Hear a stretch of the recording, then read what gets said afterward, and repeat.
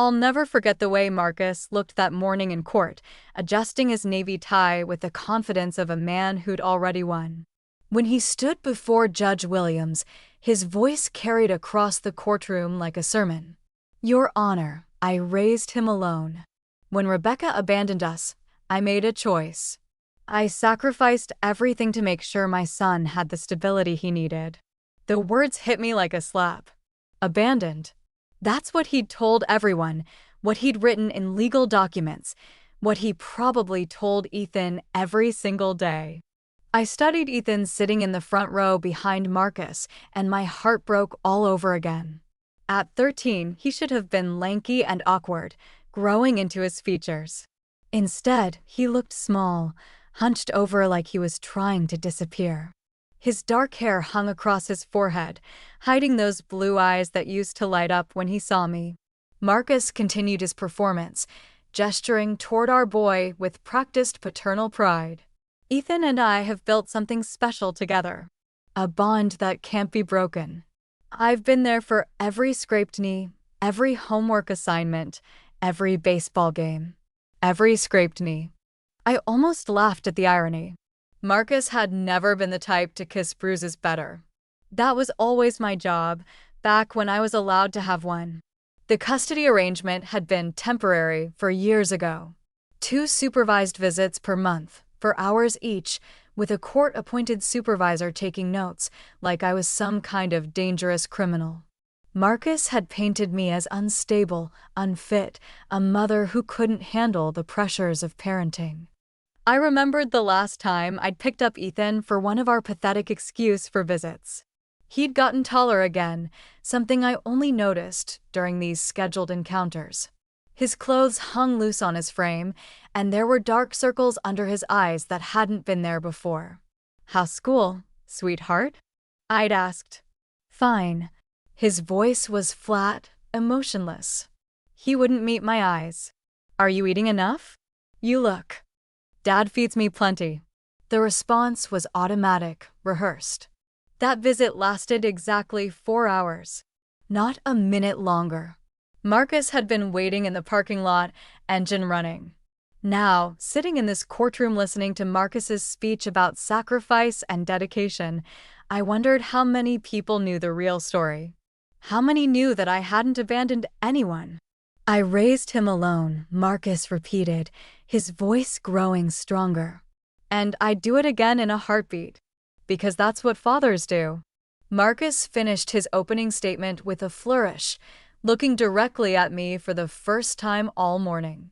His smile didn't reach his eyes, and I saw the warning there. But he didn't know me anymore. The broken woman he'd left behind had spent 4 years getting stronger, getting ready for this moment.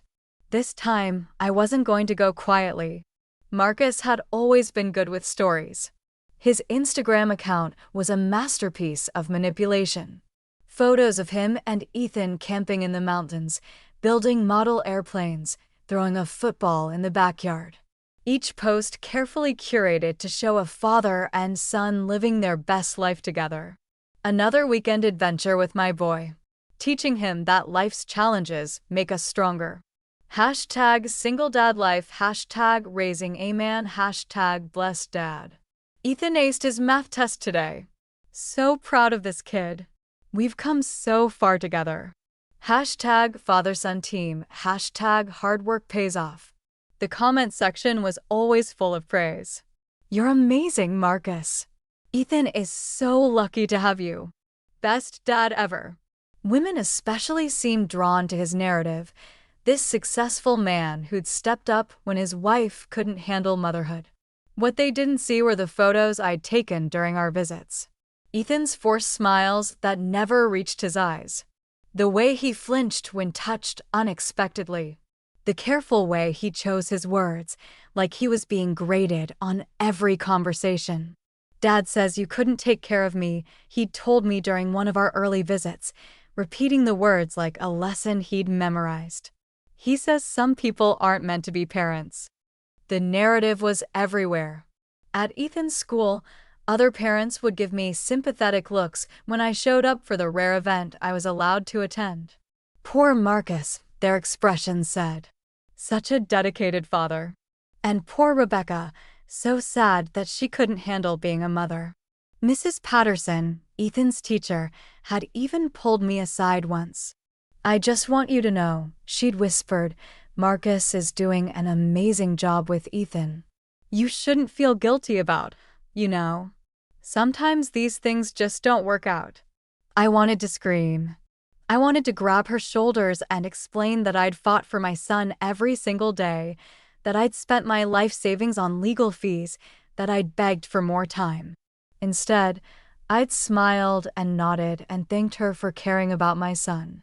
Marcus's parents had cut me off completely, choosing to believe their son's version of events. My own parents lived across the country and only knew what I told them in our monthly phone calls. The worst part was watching Ethan believe it, watching him grow from a happy, affectionate little boy into this careful, controlled version of himself. He used to run to me when I picked him up for visits. Now he walked, shoulders straight, like he was reporting for duty. "How was your week?" I'd ask. "Good. Dad took me to practice. Dad helped with homework. Dad made dinner." Always Dad. Always perfect, wonderful Dad who did everything right.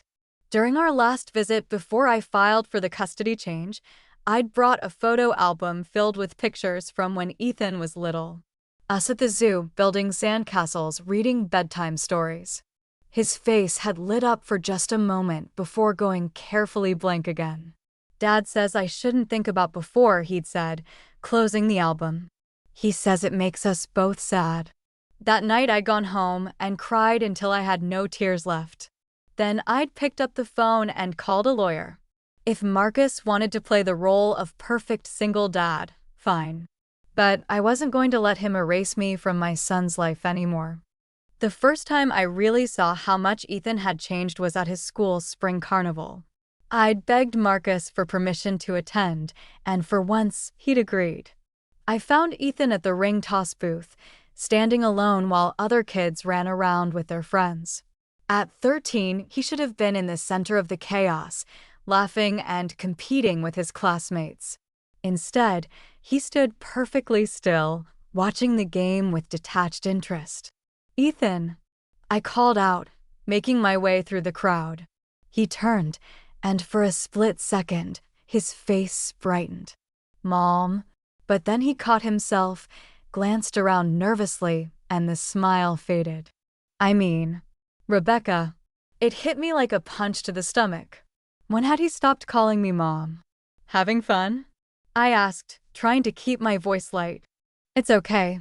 Dad said I could stay until 8:30, but then I have to be ready when he picks me up."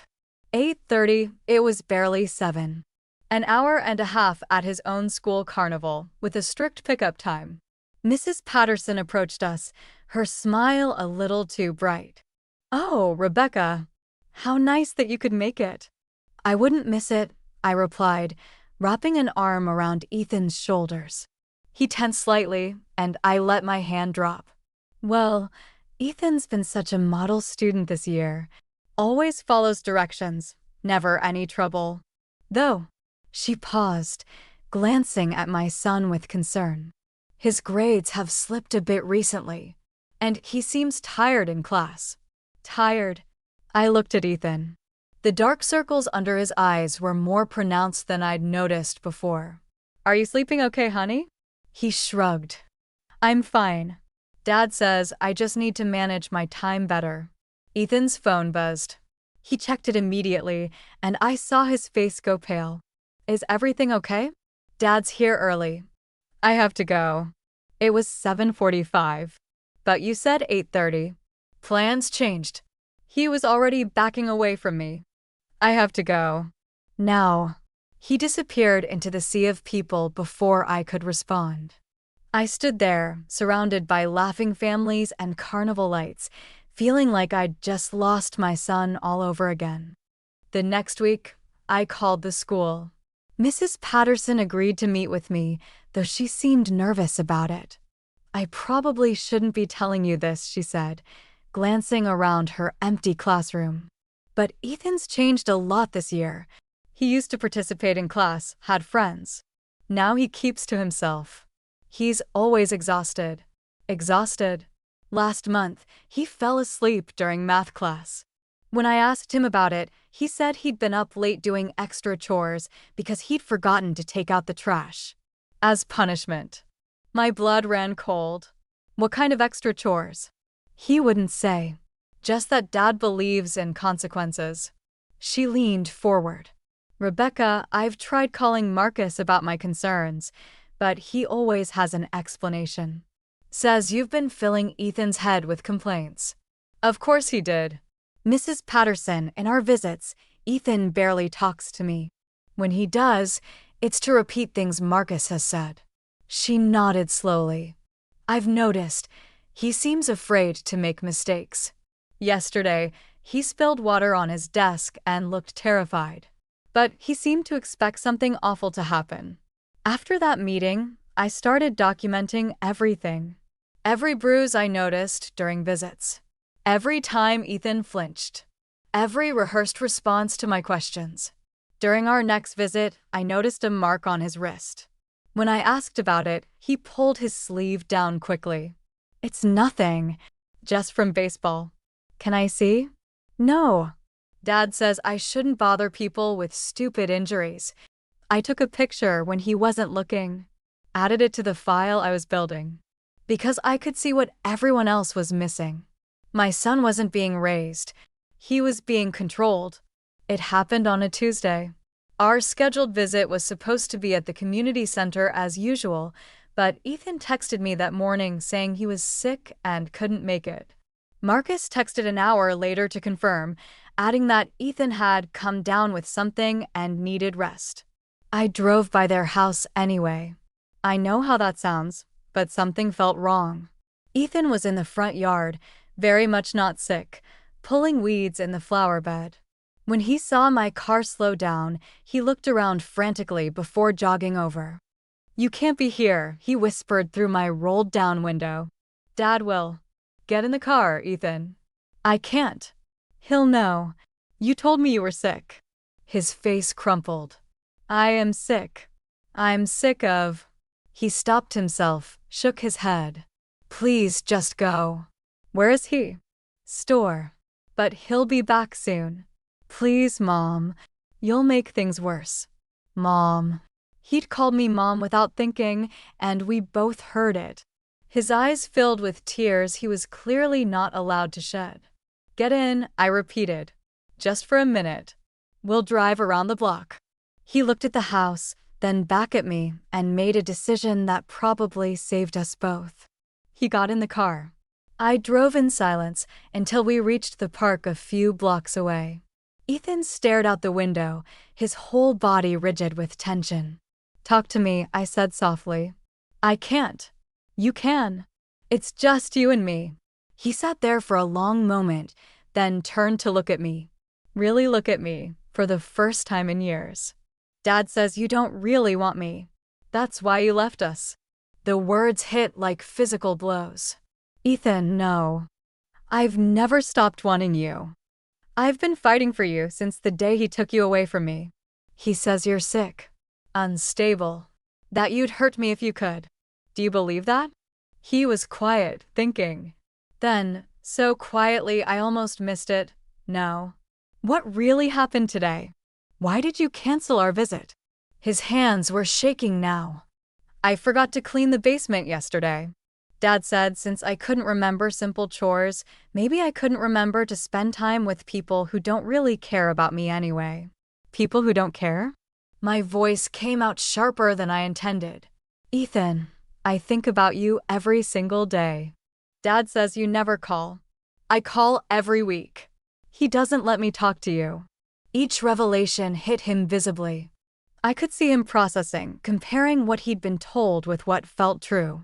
He monitors my phone, Ethan said suddenly. Reads all my texts. I'm not allowed to have passwords on anything. That's not normal, honey.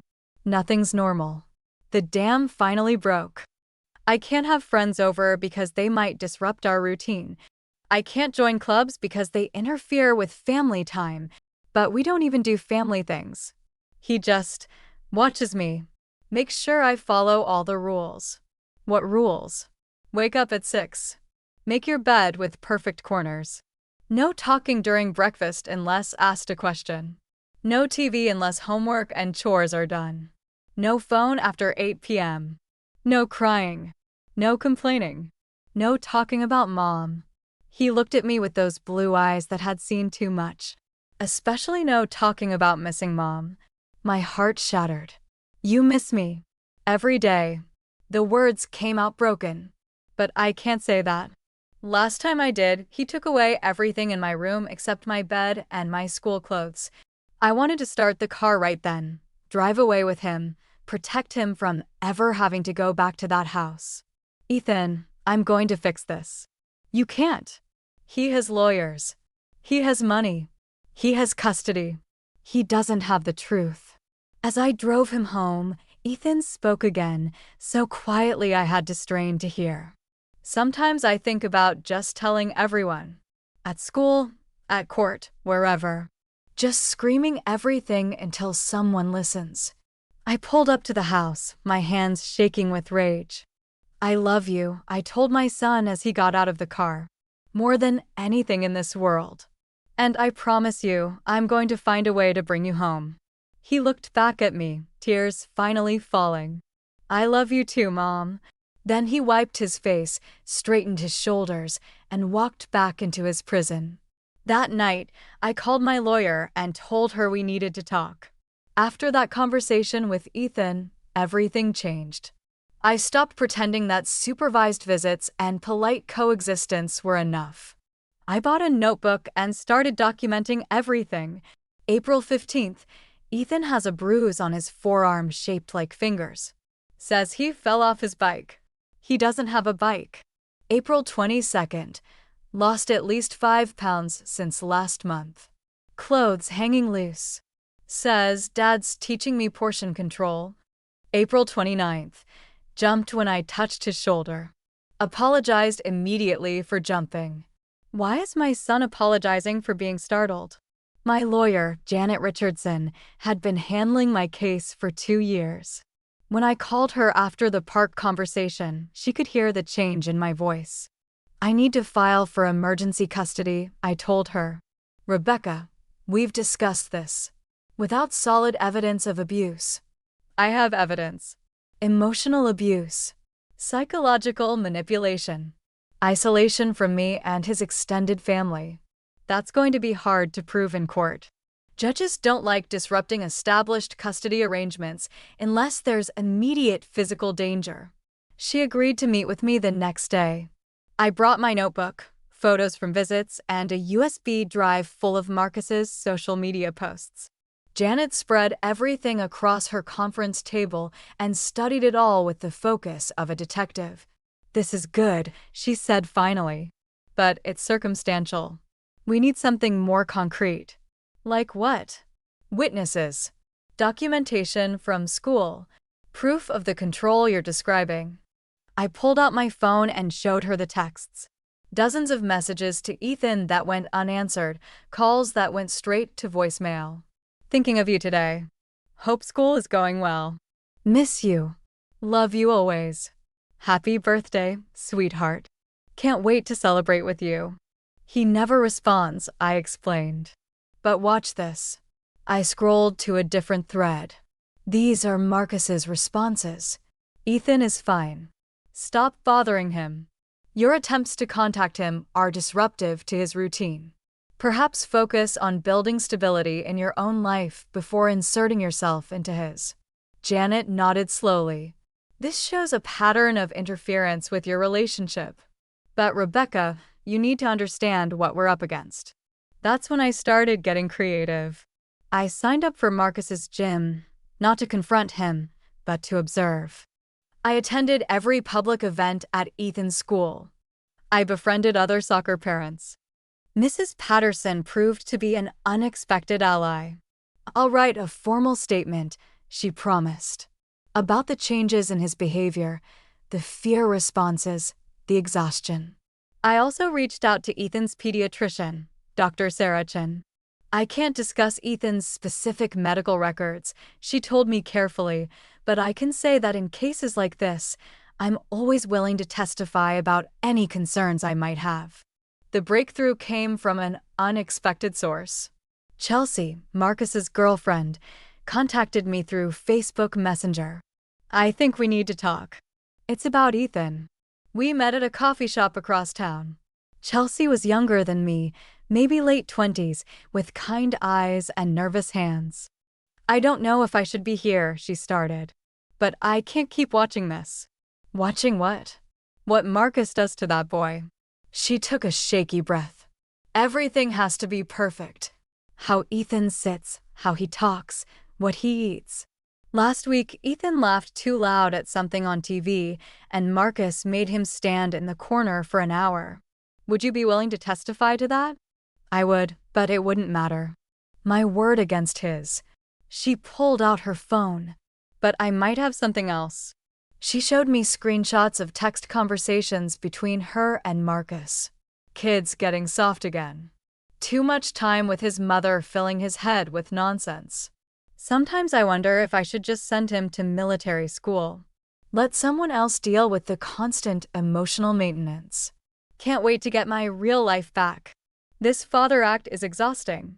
I stared at the screen, my hands trembling. Can you send these to me? Already did. To your lawyer too. Chelsea, why are you doing this? Because I grew up with a father like Marcus.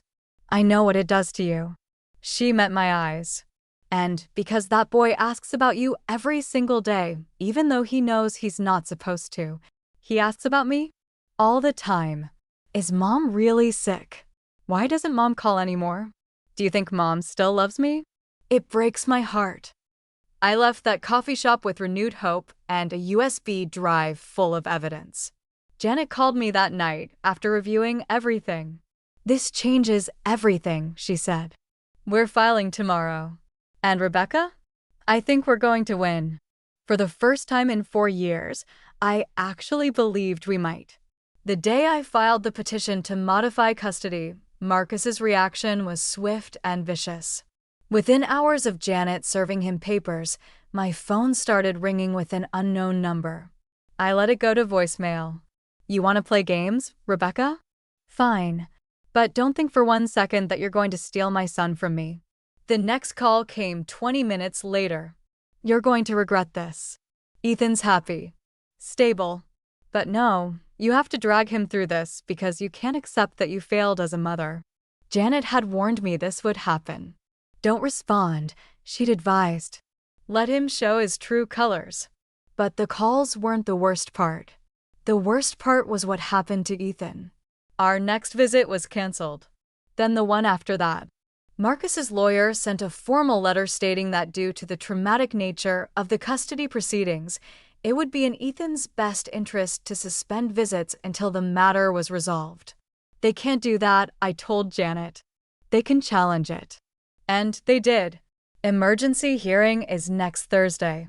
Thursday's hearing was my first real taste of what Marcus could do when he felt threatened. His lawyer, Amanda Sterling, was everything I'd expected. Polished, expensive, and ruthless. Your Honor, she began, this petition is nothing more than a vindictive attempt by Ms. Carter to disrupt the stable life she voluntarily walked away from. I watched Marcus nod along sympathetically, the picture of a devoted father protecting his son from an unstable mother. Janet stood to respond. Your Honor, we have documented evidence of emotional manipulation, isolation tactics, and psychological abuse. Destroyed? Ms. Sterling scoffed. Ms. Carter has had regular visitation for 4 years. If the relationship is strained, perhaps she should examine her own behavior. Judge Williams reviewed our petition for what felt like hours. Finally, he looked up. I'm going to allow the case to proceed to trial. However, given the serious nature of these allegations, I'm appointing a guardian ad litem to interview all parties, including Ethan. Visitation will remain suspended until the GL completes their evaluation. My heart sank. More time without my son. More time for Marcus to prepare him, to coach him. The guardian ad litem was Dr. Michael Torres, a child psychologist with 20 years of experience in custody cases. I wasn't allowed to contact Ethan at all during this period. 2 weeks later, Dr. Torres conducted his interviews. He spent an hour with me, asking about Ethan's childhood, my postpartum depression, my current mental health status. I want my son to know he's loved unconditionally, I told him. I want him to feel safe being himself, to laugh without permission, to make mistakes without fear. He met with Marcus for 2 hours, then with Ethan for an hour and a half. I waited by my phone, desperate for any news. 3 weeks later, I finally got the call from Janet. "Rebecca, you need to sit down. Just tell me, did we lose?" The report recommends a full custody trial.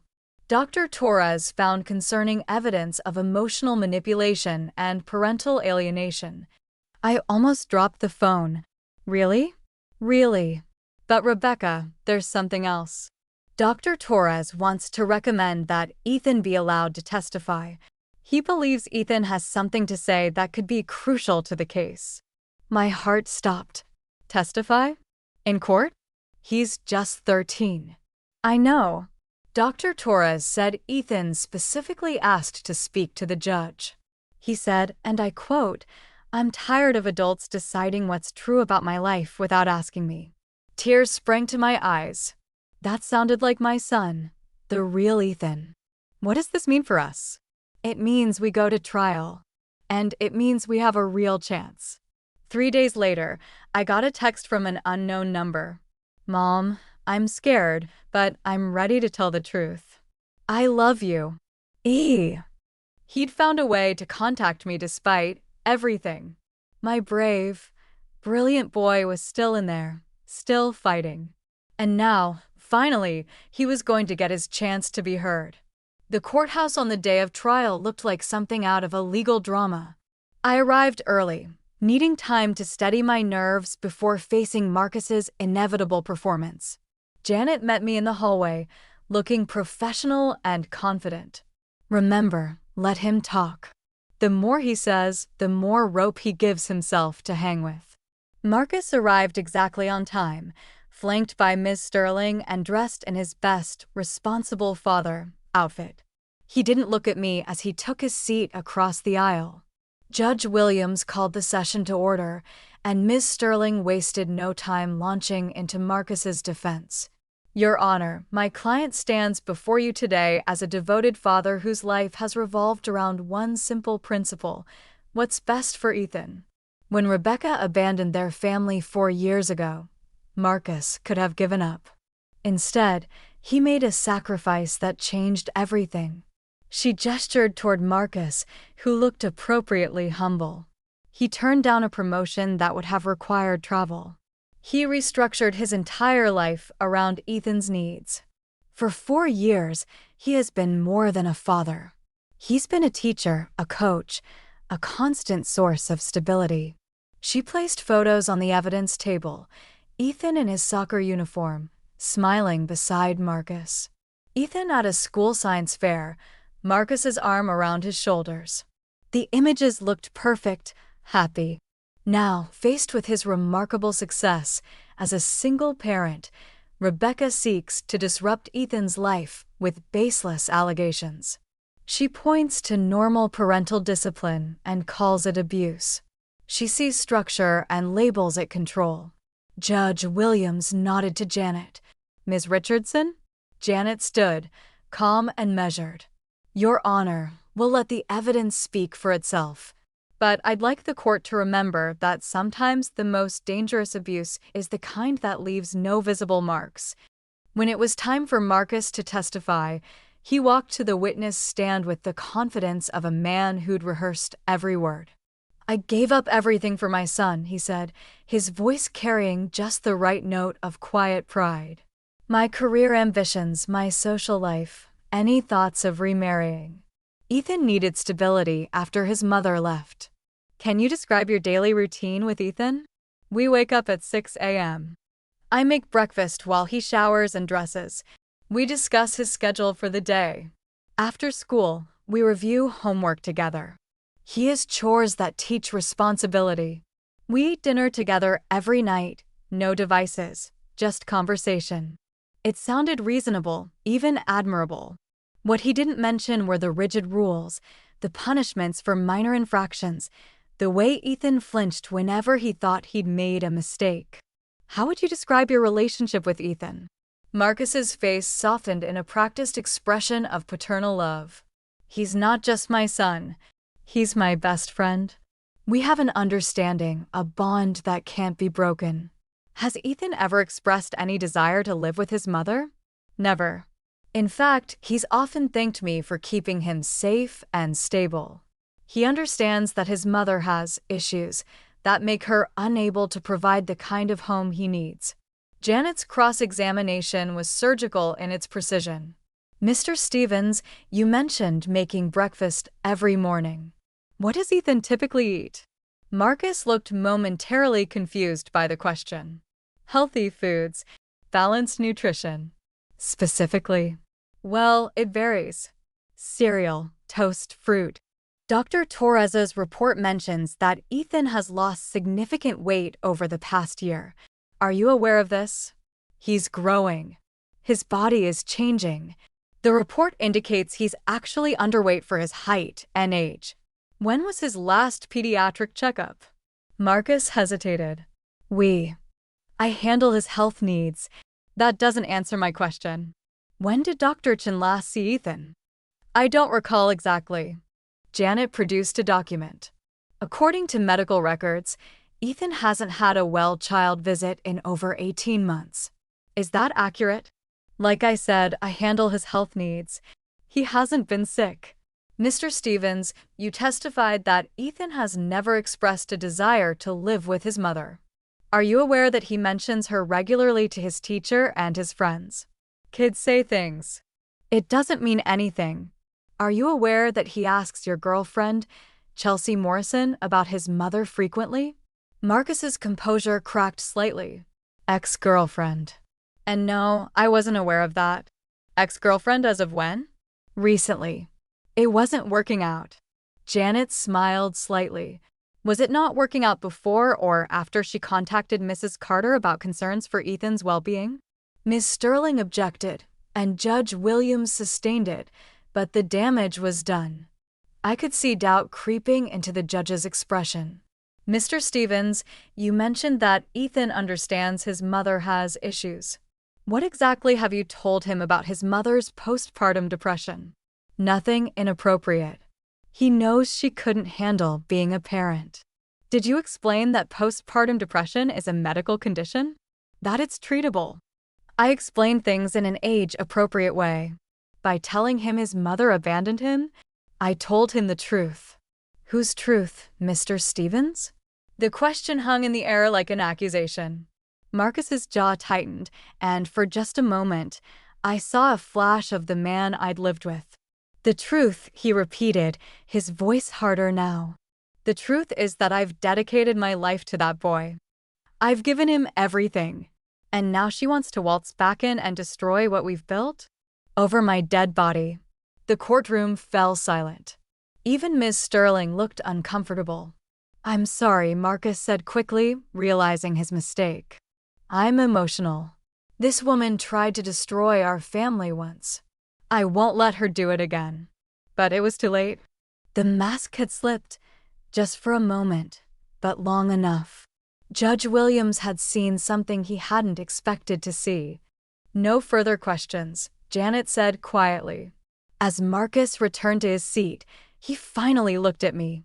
The expression on his face wasn't anger anymore. It was fear. Tomorrow, he was going to hear from Ethan. That night, I couldn't sleep. Around midnight, my phone buzzed with a message from an unknown number. Can't sleep. Scared. But ready. Tomorrow changes everything. Love you, Mom. I stared at the screen through tears. Somehow, despite all of Marcus's control, Ethan had found another way to reach me. You are the bravest person I know. Whatever happens tomorrow, I'm proud of you. I love you more than words. My phone buzzed again immediately. He doesn't know I have this phone. Chelsea gave it to me before they broke up. She said you needed to know something. My heart raced.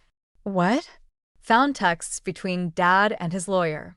They're not just about the case. The lawyer told Dad about military school options for difficult children who need more structure. Dad replied, after this is over, regardless of outcome. Ice ran through my veins. Military school. Whether Marcus won or lost this case, he was planning to send Ethan away. There's more. I heard him on the phone tonight. He was angry because the guardian lady didn't believe everything he said. He said he might need to relocate soon, start fresh somewhere new. The pieces clicked together in my mind. If Marcus felt he was losing control, he'd disappear with Ethan. Move to another state, maybe another country. Ethan, are you safe right now? Yes. He took sleeping pills. He always does when he's stressed. I have maybe an hour before he checks on me. We need to tell Janet about this tomorrow. Before you testify. Already screenshot everything. Saving it all. Mom? Yes, sweetheart. I found something else. Dad keeps a folder in his office. Pictures of houses in different states. Information about homeschooling laws. He's been planning this for months. My hands shook as I typed. You're so brave.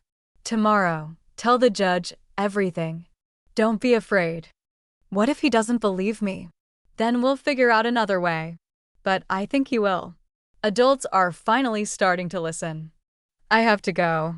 See you tomorrow. I'm going to make you proud. You already have. I called Janet immediately, despite the hour. She answered on the second ring.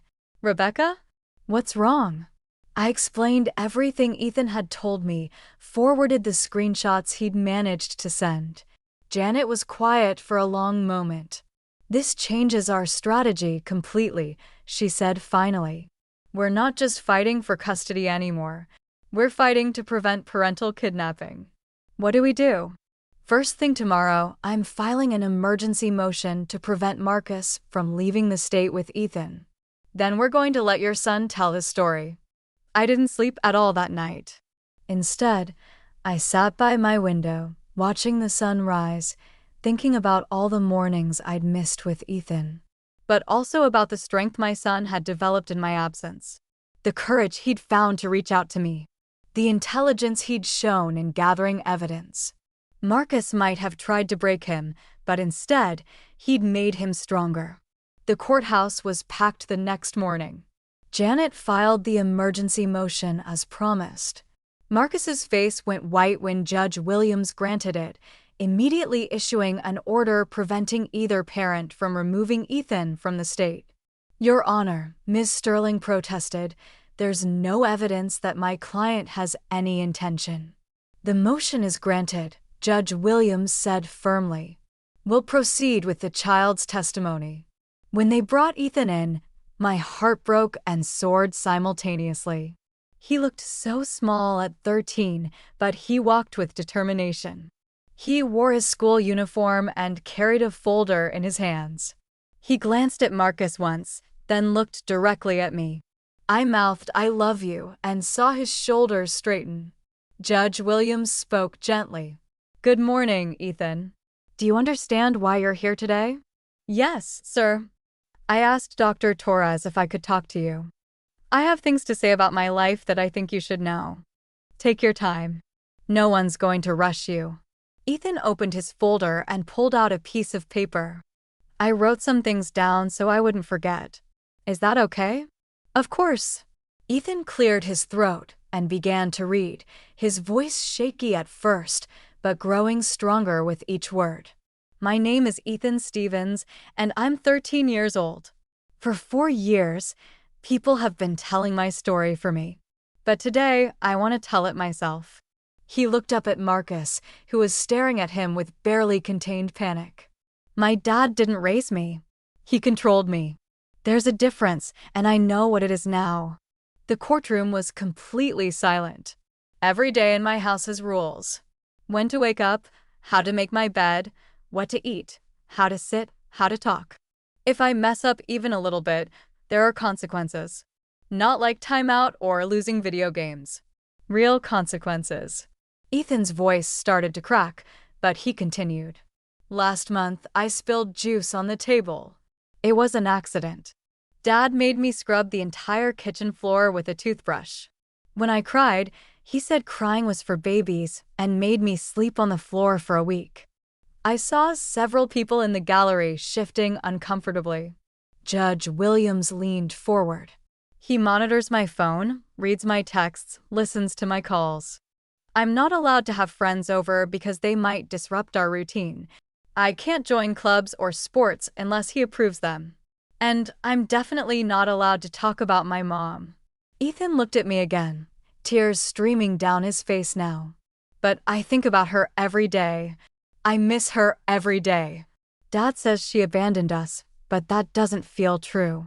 It feels like Dad took me away from her. Marcus started to stand, but Ms. Sterling pulled him back down. I found texts on Dad's phone, Ethan continued, his voice growing stronger. Texts about sending me to military school. About how I'm holding him back. About how being a father is just an act he puts on. He pulled out his phone and handed it to the bailiff. I took pictures of them. Dr. Torres said I should show you. Judge Williams examined the phone, his expression darkening with each screenshot. Ethan, he said gently, these are very serious allegations. Are you certain about what you're telling me? Ethan nodded firmly. Yes, sir. And there's one more thing. He reached into his folder again. Dad doesn't know I found these. He handed over a stack of printouts, real estate listings from different states, information about homeschooling laws, even flight schedules.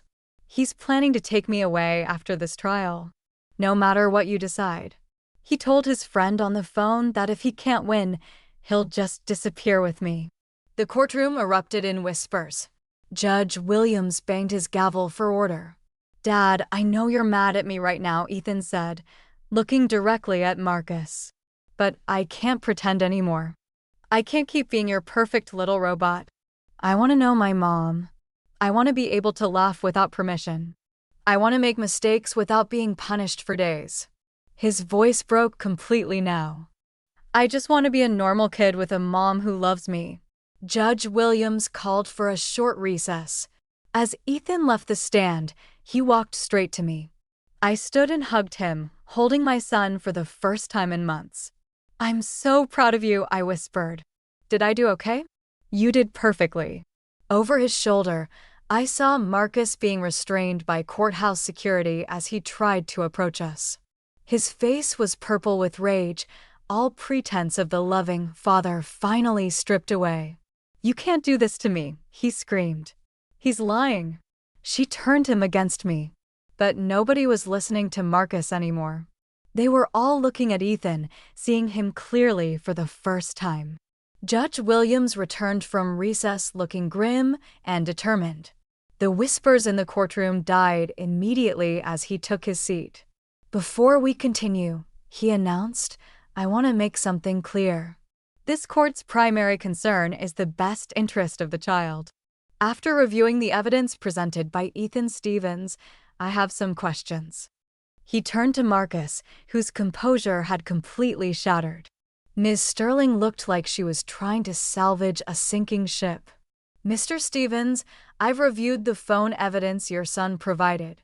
Would you like to explain to this court why you were researching flight schedules to non-extradition countries?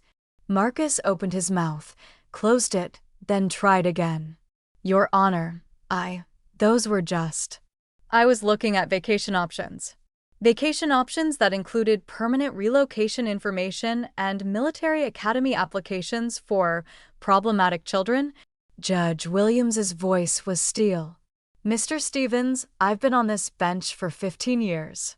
What I haven't seen until today is a child who gathered evidence of his own abuse with the methodical precision of a detective.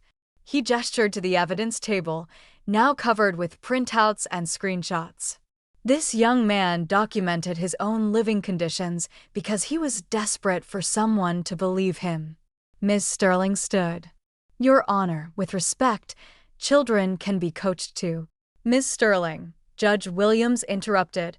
Are you suggesting that a 13-year-old boy coached himself to access his father's private communications, research military schools, and document escape plans spanning multiple states?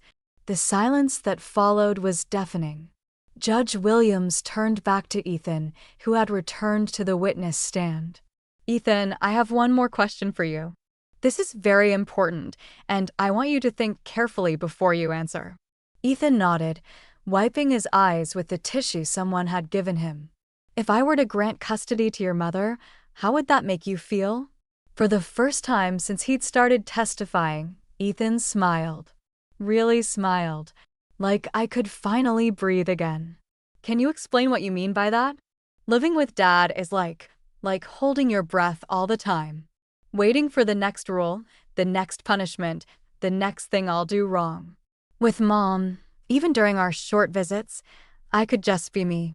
I could ask questions, I could laugh, I could even cry if I needed to. He looked at me. She never made me feel like crying was wrong. Judge Williams made notes, then addressed the courtroom. I'm calling a second recess to review all evidence presented today.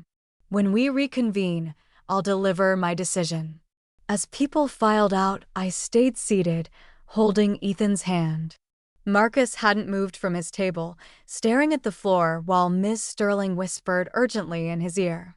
When court reconvened 30 minutes later, Judge Williams wasted no time. Having reviewed all evidence and testimony presented in this case, I'm ready to render my decision. He looked directly at Ethan. Young man, your testimony today was not only brave, but necessary. He turned to Marcus. Mr. Stevens, the evidence shows a pattern of emotional manipulation, psychological control, and parental alienation. Most concerning are the documented plans for flight risk.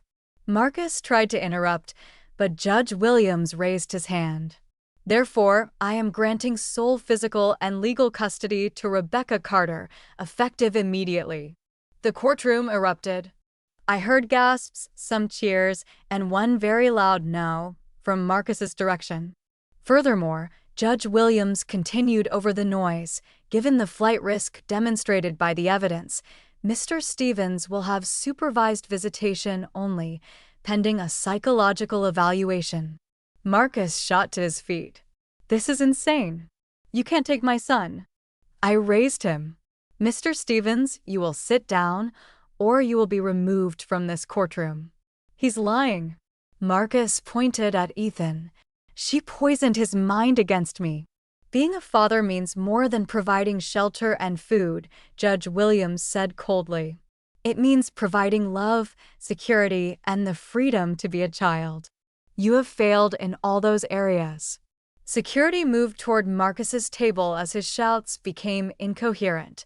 Ethan, Judge Williams said gently, you're going home with your mother today. Is that what you want? Through his tears, Ethan nodded enthusiastically. Yes, sir.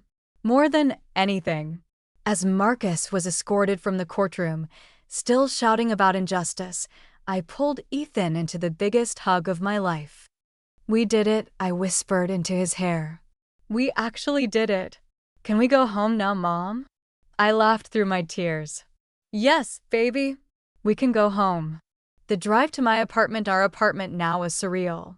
Ethan sat in the passenger seat, staring out the window like he was seeing the world for the first time. Are you okay? I asked at a red light. He nodded, then shook his head. I don't know. It feels weird. Good weird or bad weird? Different weird. He paused. Free weird. That evening, true to my promise, we had pancakes for dinner. I made way too many chocolate chip, blueberry, plain with syrup. Ethan ate more than I'd seen him eat in years. I forgot how good your pancakes are, he said, reaching for his third. I forgot how much you could eat when you weren't being portioned. He laughed, then stopped suddenly. Mom? What happens now? What do you mean? Are you going to have a bunch of rules too? Am I supposed to act a certain way? My heart broke a little. Ethan, sweetheart, there will be some rules because that's how families work. But they'll be normal rules. Like doing homework and cleaning up after yourself. Not rules about how to breathe. He considered this. What if I mess up? Then you mess up. That's what kids do. And we figure it out together. Without punishments that last for days? Without punishments that last for days, I confirmed. Maybe you'll lose video game time or have extra chores. Normal consequences for normal mistakes. He smiled that real smile I'd missed so much. I think I'd like normal. That first week was an adjustment.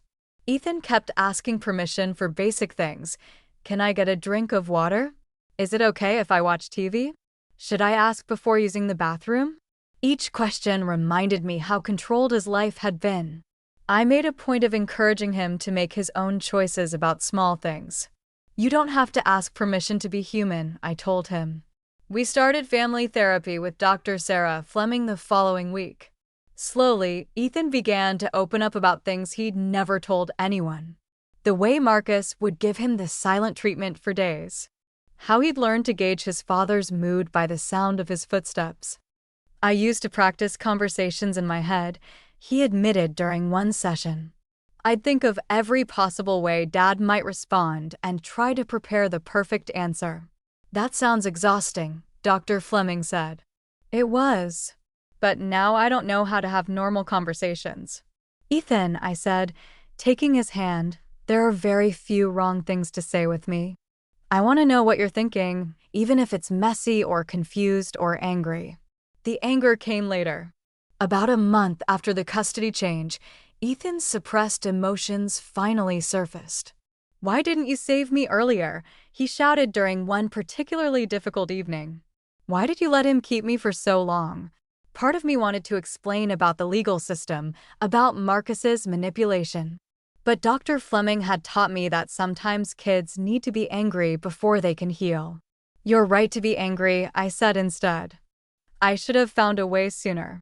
I'm sorry it took so long. He cried then, really cried, for the first time since coming home. I held him while he sobbed out 4 years of suppressed grief and fear. 3 months after the court decision, Marcus was arrested for violating the custody order. He'd tried to approach Ethan at school. Ethan had immediately told the principal, who called the police. How do you feel about that? I asked Ethan that night. Sad, he said, surprising me.